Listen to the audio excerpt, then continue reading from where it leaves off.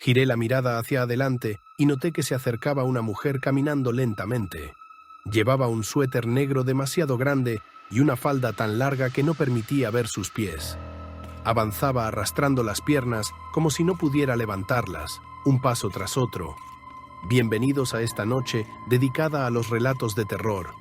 Una velada especialmente pensada para quienes pasan su vida al volante, para quienes nos escuchan mientras conducen o para aquellos que están por emprender un viaje. Tal vez decidan acompañarse de estas historias ahora mismo, o quizá prefieran dejarlas para otro momento. La probabilidad es pequeña, pero nunca nula, de que algo esté escuchando, de que algo se alimente del miedo y se acerque. Tal vez ustedes terminen siendo los próximos protagonistas de los relatos de la noche. El ex esposo de mi esposa vive en Pachuca. Una madrugada él la llamó de urgencia. Su hija Marifer había tenido una crisis grave relacionada con su salud mental. Estaba hospitalizada. Era plena pandemia, una época complicada para todos. Mi esposa siempre la quiso como a una hija, ya que convivió con ella durante 10 años. En cuanto recibió la noticia, me pidió que fuéramos a ver en qué podíamos ayudar.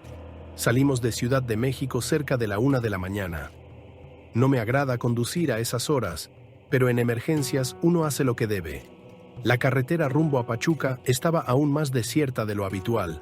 Incluso de madrugada suele haber cierto movimiento, pero esa noche parecía como si todos hubieran decidido quedarse en casa. Tal vez era el clima, la lluvia. Para mí era mejor. Preferí avanzar despacio, tanto por las condiciones del tiempo como porque aún estaba medio adormilado, pese al café cargado que llevaba conmigo. De pronto, sin previo aviso, entre la cortina de lluvia vimos algo cruzar la carretera en diagonal a gran velocidad. Un niño pequeño. Di un volantazo y casi termino fuera del camino. Detuvimos el auto, encendimos las luces intermitentes y bajamos a buscarlo. No había rastro alguno, ni huellas, ni un lugar cercano de donde pudiera haber salido o a donde pudiera haberse refugiado. Fue como si hubiera aparecido y desaparecido en cuestión de segundos. Llamamos a la policía, pero no nos prestaron demasiada atención.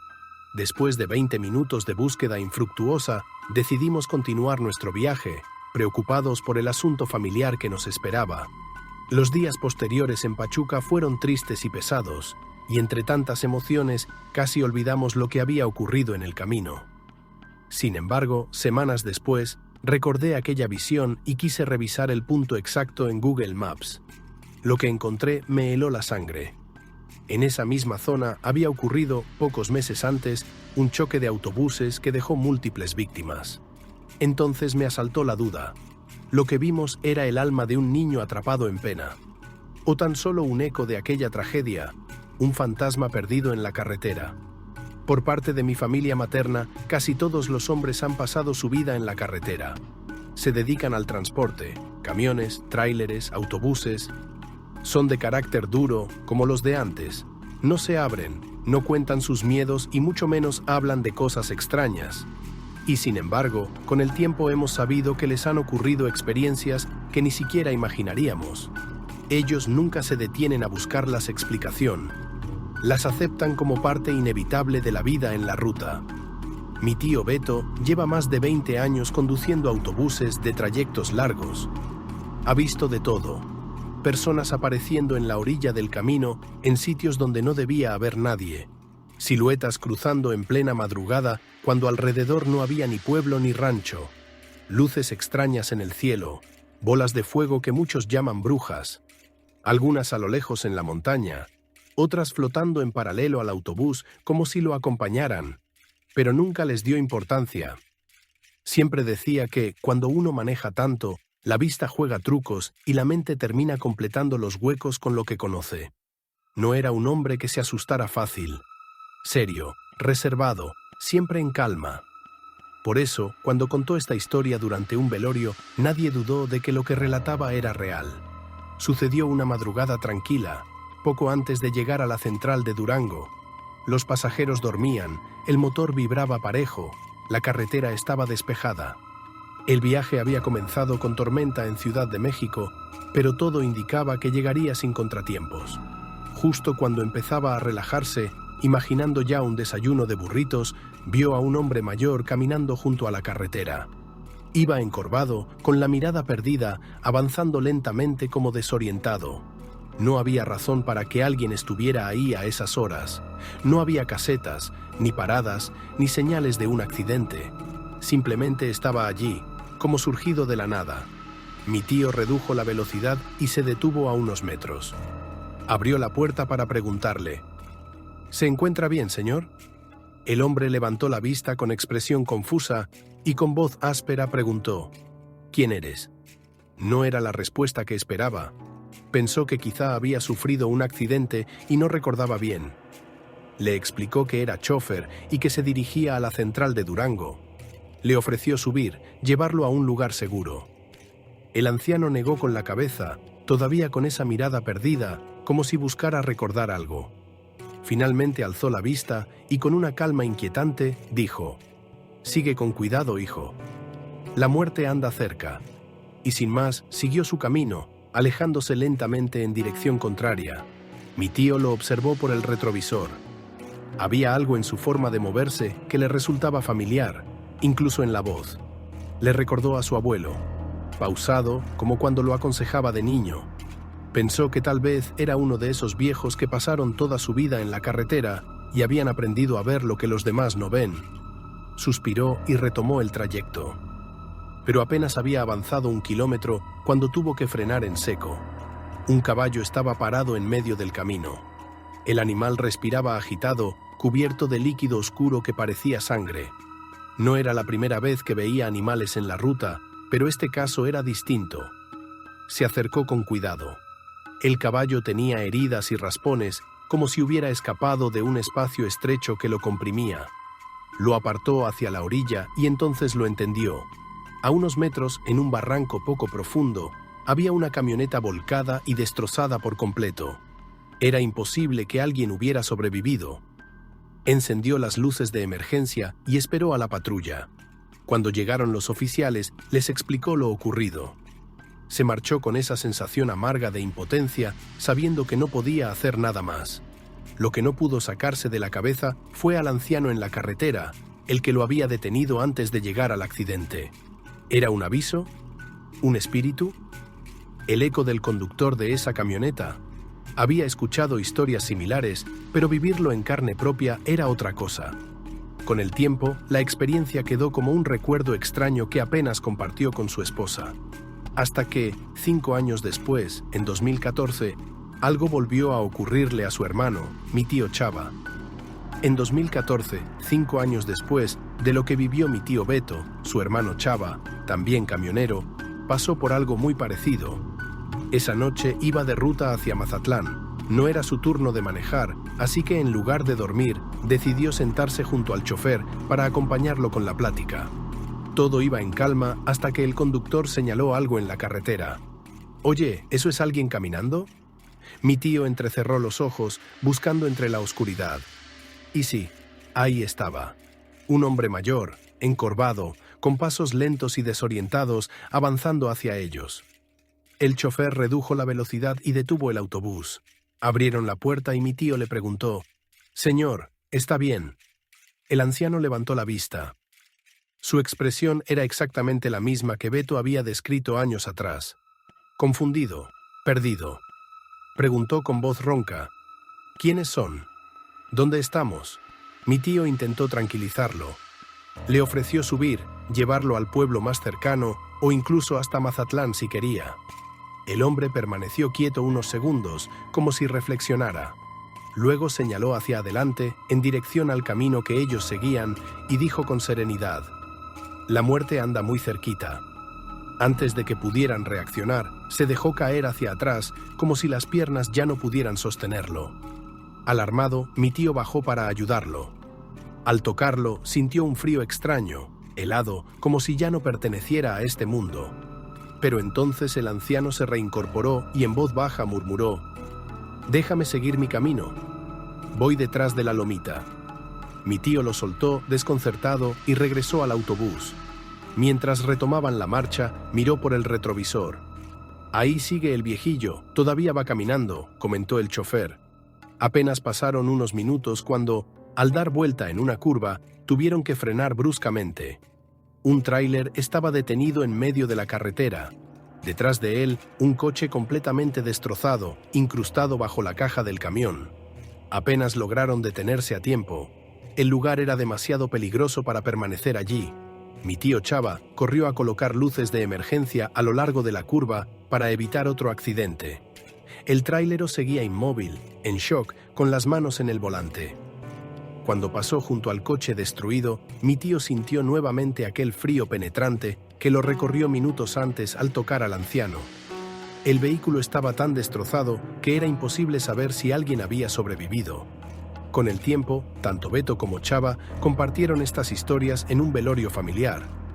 Al escucharse mutuamente, se sorprendieron. Las descripciones coincidían. El hombre que ambos habían visto era el mismo, vestido igual, con el mismo aspecto. Y lo más inquietante, ambos aseguraron que se parecía demasiado a su abuelo. No creían que fuera él, pero sí alguien cercano. Tal vez un espíritu que seguía cuidándolos en el camino. Hola, mi nombre es Mike y quiero compartir una experiencia que viví. Para ser sincero, yo no soy fan de los relatos de miedo. No escucho el podcast. Pero mi novia sí, es la fan número 1, y fue ella quien me convenció de contar esto aquí. No estoy seguro de que lo que pasó haya sido paranormal. Eso lo decidirán ustedes. Lo que sí puedo asegurar es que fue aterrador. Soy fotógrafo en Los Ángeles, pero cada vez que puedo, viajo a México para retratar sus paisajes, porque no hay nada igual en el mundo. Mis padres fallecieron cuando yo era niño y regresar a su país, a mi país, me hace sentir cerca de ellos. Lo que voy a relatar sucedió en un viaje que hice recorriendo la península de Baja California en auto, planeando detenerme a tomar fotos siempre que pudiera. Mi estilo es manejar despacio, pocas horas al día y siempre con la luz del sol. No me gusta arriesgarme. Quienes conocen el mapa sabrán que desde San Quintín, en Baja California Norte, hasta Guerrero Negro, en Baja California Sur, hay unas 5 o 6 horas de puro desierto. Eso fue lo que me tocó recorrer aquel día. Aunque había salido temprano, los paisajes me cautivaron tanto que fui perdiendo tiempo parando para tomar fotografías. Se me fue la tarde y aún no llegaba. Para empeorar las cosas, empecé a sentirme mal del estómago, como si la comida del día anterior, mariscos frescos, me hubiera caído fatal. Cerca de un lugar llamado Cataviña, decidí detenerme al ver lo que parecía un pequeño local en medio de la nada. El calor era insoportable. El sitio estaba abandonado, pero detrás había un baño de pozo. Aunque estaba igual de descuidado, servía para lo que necesitaba.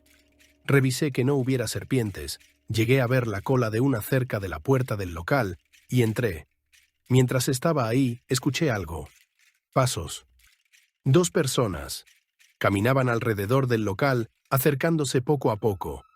Entonces, 2 voces distintas, muy claras, dijeron: «Se metió ahí. Lo esperamos afuera. Vamos a esperarlo aquí». Se me heló la sangre. Pensé que tal vez estaba en propiedad privada y los dueños habían llegado. Les hablé desde adentro, disculpándome, explicando que solo había tenido una emergencia y que podía pagarles si era necesario. No respondieron. En cambio, volvieron a susurrar entre ellos, repitiendo: «Escóndete. Vamos a esperarlo». Me quedé paralizado. Calculé los metros hasta el coche, pensando si lograría correr lo suficientemente rápido. No había señal en el celular. No tenía con qué defenderme. Pasaron unos minutos eternos hasta que decidí reunir valor. Abrí la puerta de golpe y salí corriendo hacia el auto. Lo encendí y arranqué de inmediato. Al mirar por los espejos no vi a nadie, ni a un costado de la tienda ni en el camino. Avancé despacio, con el corazón acelerado, y volví a mirar aquel lugar desde el carro. Nada, absolutamente nadie. La confusión me hizo regresar al mismo punto. Sin apagar el motor, abrí la puerta y bajé. El lugar seguía desierto. Caminé alrededor de la tienda y del baño. Lo único que encontré fueron mis propias huellas. Las ligeras cuando me acerqué por primera vez y las profundas cuando corrí de regreso al coche. Pero ninguna otra, ni un rastro de esas 2 personas que claramente había escuchado hablar. Las voces no fueron un eco ni un sueño, eran nítidas. como si me estuvieran observando. Y lo peor, dijeron que me esperaban. Mis amigos me dicen que fue el calor, que tal vez fue una alucinación del desierto. Mi novia cree que eran espíritus del lugar, molestos por mi presencia. Y mi mamá asegura que todo pasa por algo, que quizá debía detenerme allí por un motivo que aún desconozco. Yo no sé qué fue, solo sé que, a plena luz del día, en medio de ese desierto infinito, nunca me había sentido tan solo y tan vulnerable. Mi papá ha pasado toda su vida trabajando al volante, en taxis, camiones de carga, autobuses y hasta como chofer privado. Gracias a eso, conoció gran parte del país. Desde niño yo lo admiraba tanto que soñaba con ser como él, aunque siempre me repetía que quería que yo tuviera otras oportunidades, que si llegaba a manejar fuera por elección y no por necesidad, como le ocurrió a él. A veces me llevaba en viajes cortos dentro de la ciudad y con los años me permitió acompañarlo en recorridos más largos. Yo tenía 14 años cuando viví la experiencia que quiero contarles. Fue en una mudanza hacia Guanajuato. El trabajo consistía en cargar el camión con todas las pertenencias de una familia, trasladarlas a otra ciudad y allí descargarlas. Era un empleo sencillo pero cansado. Ese día nos retrasaron en la zona residencial a la que debíamos llegar, un edificio nuevo con mucha seguridad.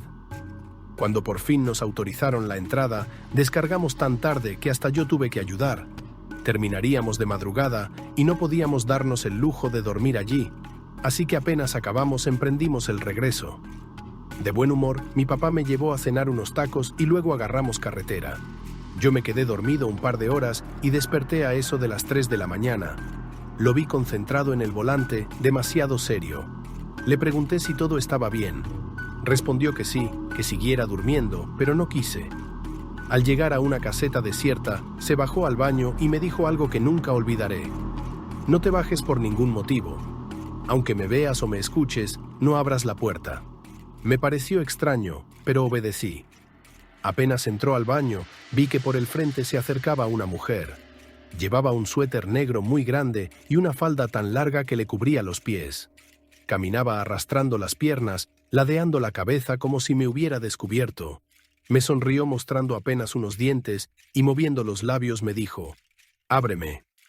Se acercó al camión, tocó la puerta del conductor e intentó abrir. Por suerte, mi papá se había llevado la llave. Yo traté de verla por los espejos, pero de pronto desapareció. Sentí que se había metido debajo del camión. Abrí un poco la ventana para gritarle a mi papá en cuanto saliera. Cuando regresó, revisó debajo del vehículo y simplemente dijo: «Ya se fue». No preguntó nada más. Retomamos el camino. Casi a las 3:45, mi mamá llamó para preguntar cómo íbamos. Mi papá le dijo que todo estaba bien y colgó. Entonces comenzó a reducir la velocidad de manera extraña, observando con atención la carretera. Detuvo casi por completo el camión. Lo vi. Un niño pequeño apareció en medio del carril, levantando la mano y diciendo: «Ayuda, aquí, ayuda». Me giré hacia mi papá para preguntarle si debíamos bajarnos, pero él me detuvo con la mano en el hombro y me indicó silencio. Con mucho cuidado, esquivó al niño, avanzando lentamente hasta dejarlo atrás. Me asomé por la ventana. En la luz roja de la caja del camión, alcancé a distinguirlo corriendo detrás de nosotros a una velocidad imposible. «Papá, era un niño. Necesita ayuda», le dije. Él negó con la cabeza. «No, nos iban a robar». Un segundo después, corrigió: «No, no era eso». Y entonces me explicó algo que hasta hoy me pone la piel de gallina. De 3 a 4 de la mañana no se le abre a nadie. No se frena por nadie. Aunque sea un niño, una mujer, un anciano. A nadie. Porque esa es la hora en que todo se suelta. La hora del... No terminó la frase. Solo me quedó claro que, desde entonces, nunca debo confiar en lo que aparece en la carretera a esa hora. Quizás era una mujer real la que intentó subir en la caseta. Quizás el niño sí existía, o tal vez eran trampas. Nunca lo sabré. Lo único que tengo seguro es que, desde aquella noche, aprendí la regla que mi papá me enseñó. Entre las 3 y las 4 de la madrugada, no se abre la puerta, no se frena, no se confía en nadie,